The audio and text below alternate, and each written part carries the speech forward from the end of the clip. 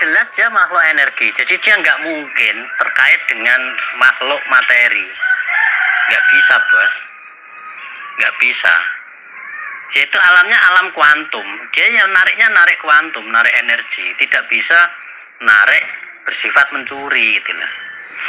Tapi wujudnya nanti kan hasilnya gitu loh. Kalau hasilnya memang ya kayak doa, itulah doa. Doa itu kan kalau Anda dikabulkan ya, doanya ditirakati kemudian dikabulkan. Apakah yang diambil itu uang orang? Kan tidak ada yang diambil, bos. Tidak ada yang diambil. Ya seperti itu konsep. Meskipun Anda program, kalau tidak jalurnya ya tidak bisa. Misalkan meskipun ini katanya diprogram untuk misalkan ya, tergantung programnya. Oke, berarti saya program nyuri duitnya orang, ya nggak bisa. Ini nggak bisa jalurnya, bos. Itu nggak gitu cara mainnya, bos.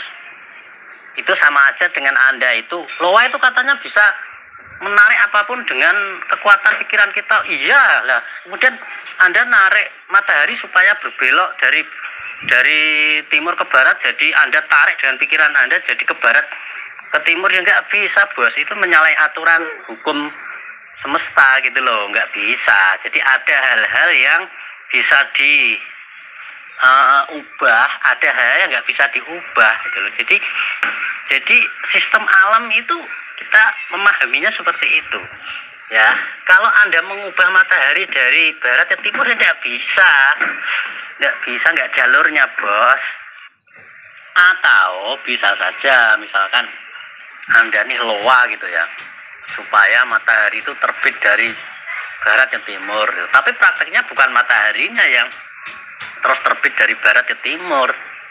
Nah mungkin Anda dibawa oleh hukum loa tadi atau hukum tarik menarik tadi, dibawa ke suatu wilayah yang di sana Anda misalkan di barat gunung gitu kan, di sebelah barat gunung, maka di situ Anda akan melihat dan Anda nggak tahu arah barat dan timur, nggak tahu. Di sana buta karena itu wilayah yang pertama kali Anda injak misalkan di situ gitu.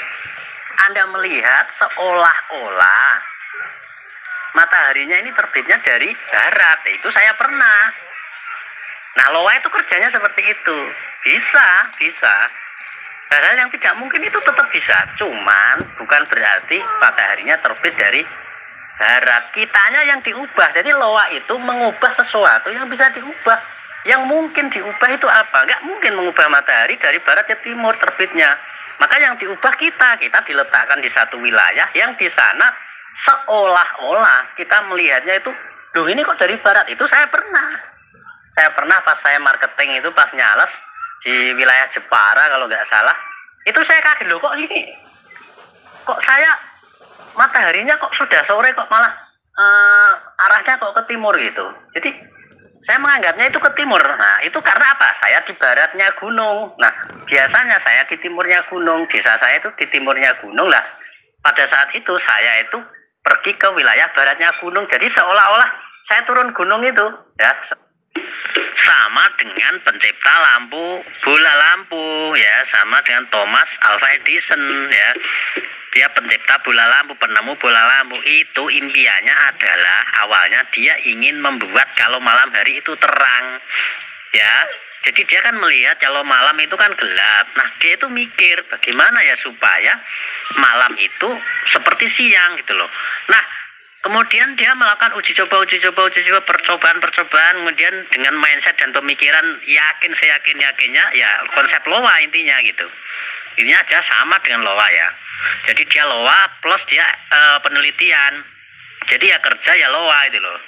Jadi jangan anggap loa itu nggak ada kerjaannya, bos. Tetap kerja, tapi beda kerjaannya kan begitu. Nah, kemudian bukan berarti terus matahari di loa sama Thomas Alva Edison terus kemudian matahari muncul pas malam hari, ya nggak gitu. Jadi kemudian dia menemukan bola lampu. Nah, ceritanya kayak gitu. Jadi loa itu cerdas, kecerdasannya dia bisa menciptakan, menarik kemungkinan gitu loh. Kalau matahari dihadirkan oleh loa di malam hari kan nggak mungkin itu kan. Nggak mungkin secara hukum alam. Kecuali alam sendiri yang menentukan. Kalau ditarik oleh pikiran kita itu kayak nggak mungkin gitu loh. Mustahil. Akhirnya loa itu pinter bagaimana mendatangkan sebuah kemungkinan yang paling mungkin, paling masuk akal dan paling bisa untuk ditarik. Sehingga ketemulah yang namanya bola lampu gitu. Loh, ini nggak narik dari anak cucu, bos. Kan sudah dijelaskan di video yang sebelumnya, yang di YouTube, video yang paling awal itu udah dijelaskan secara detail.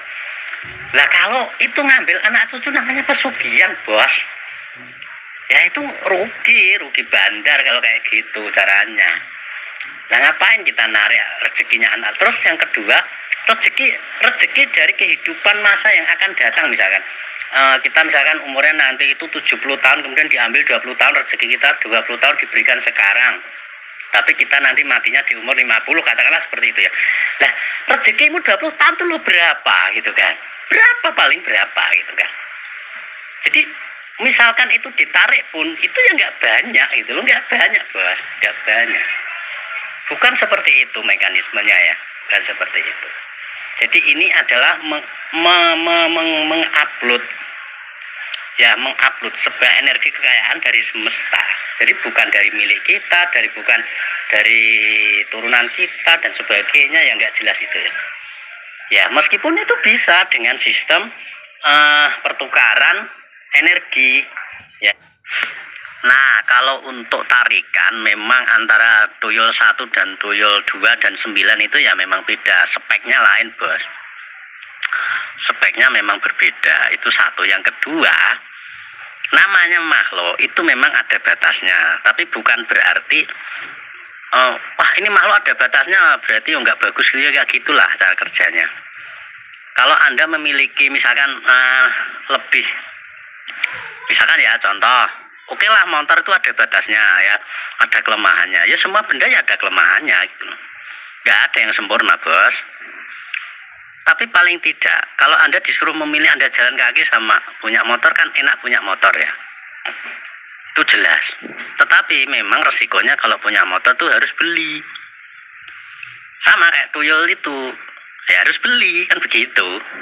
Atau kalau nggak beli bikin sendiri, kan gitu. Kalau bisa.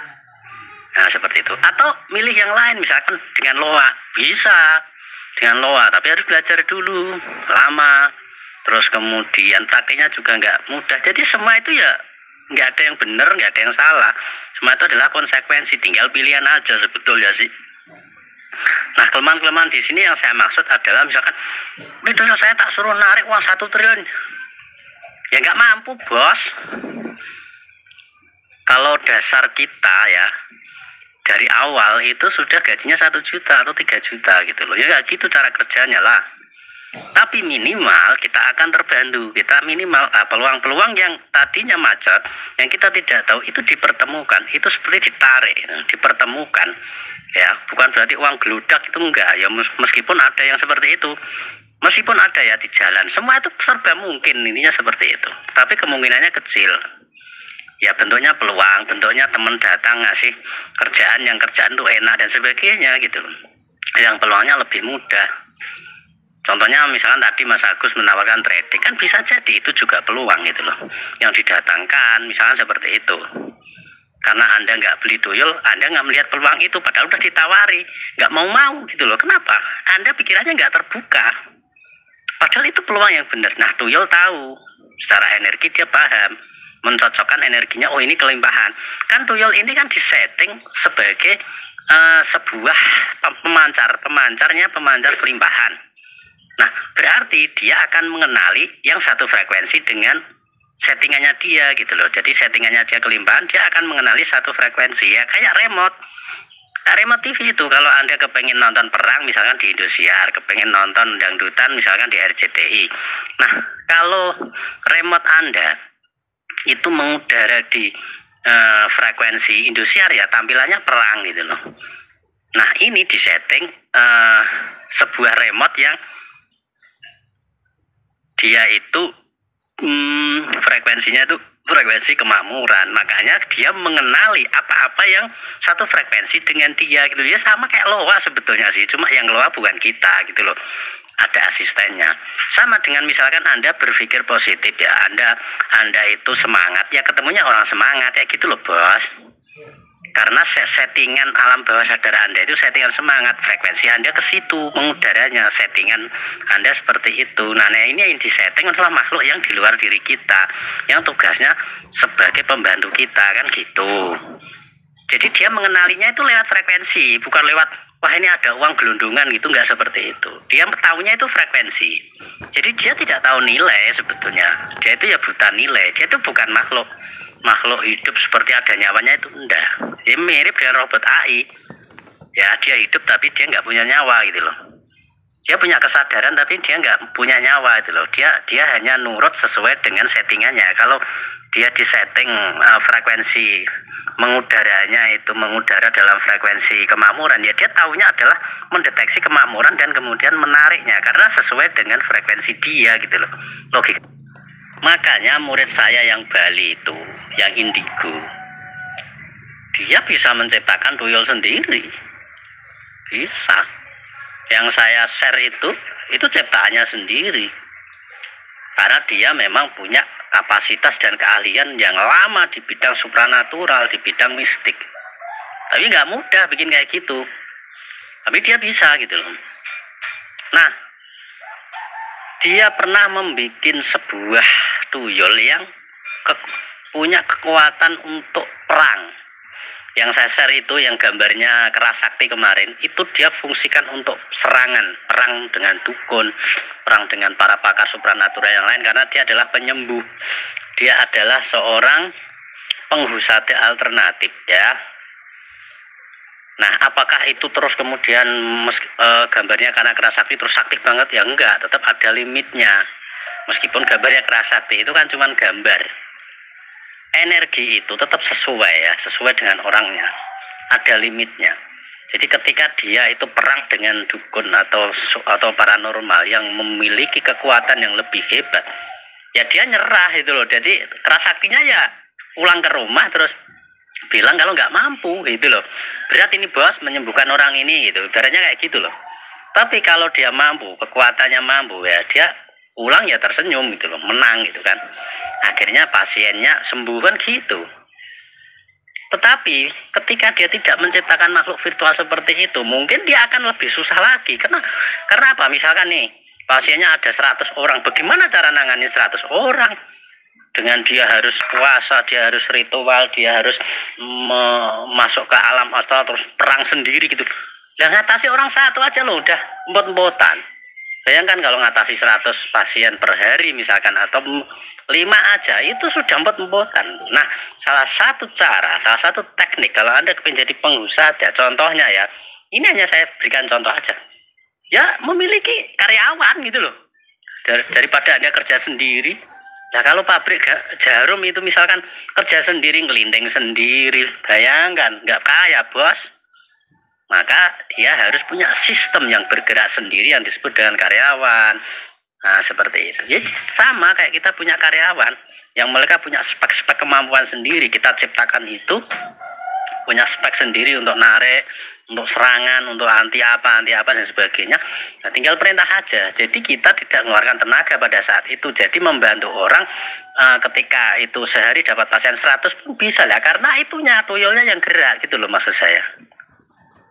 Jadi di bidang supranatural dan kemistikan itu juga kita perlu otaknya itu perlu cerdas. Kalau otaknya nggak cerdas, ya Anda akan susah itu loh. Contoh Anda menjadi pengusaha, kemudian Anda melakukan hal-hal yang bersifat manual, kerja sendiri, ada orang satu di terawang sendiri, kemudian disembuhkan sendiri, terus misalkan di situ yang misal penyakitnya penyakit supranatural, kemudian Anda perang sendiri, ya capek bos, capek. Nah kalau nangani banyak orang terus gimana? Nggak bisa Anda istirahat. Makanya sistem kayak gini itu memang sebuah kecerdasan dalam bidang supranatural. Ini cerdas ini seperti itu. Ini kecerdasan namanya, tapi dalam bidang supranatural gitu. Jadi bidang supranatural pun butuh logika bos, butuh kecerdasan. Semakin Anda cerdas, semakin Anda enak, semakin Anda bisa mengolah satu kekuatan atau satu ilmu. Keilmuan itu jadi berkembang gitu loh, nggak sebatas biasa-biasa aja.